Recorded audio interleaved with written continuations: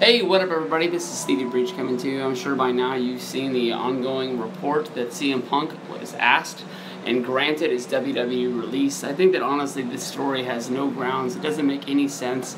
I don't think this is the week that you're going to see a return of CM Punk, but you've seen that WWE sort of play the dirt sheets before with all the Brock Lesnar and UFC rumors that were out a few weeks ago at the last the UFC show, and then he showed up on Monday Night Raw the next night.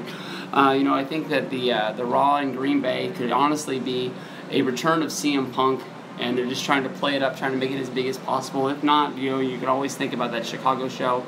The one big reason that makes me think that this is not going down is WWE's going to protect itself. If this is a real situation, they don't want another Kurt Angle, they don't want another Jeff Hardy, where basically they release on the terms of, hey, when you want to come back, you can come back, and then boom, next thing you know, they're showing up on TNA on live TV, and there's nothing that WWE can do to protect itself, and they're not going to let that happen again.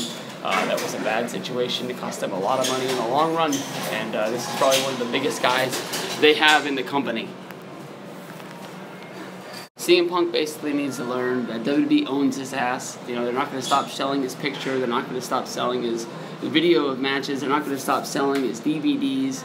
There's basically, anything CM Punk does from here on out until the end of his contract is that he is owned, and there's nothing he can do. Anything he's going to do, he's going to have to ask WWE for their permission, and basically I don't see WWE giving him any slack.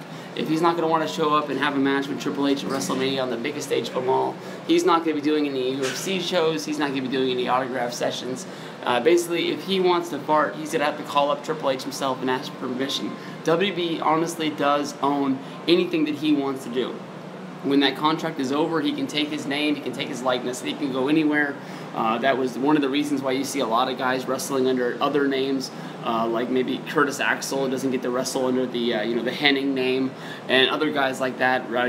Ricky Steamboat was rumored to be changing his name before he got released from NXT. Just basically, WWE wants to own anything and everything that you learn, or anything and everything you do in the company, and that's what CM Punk is learning now.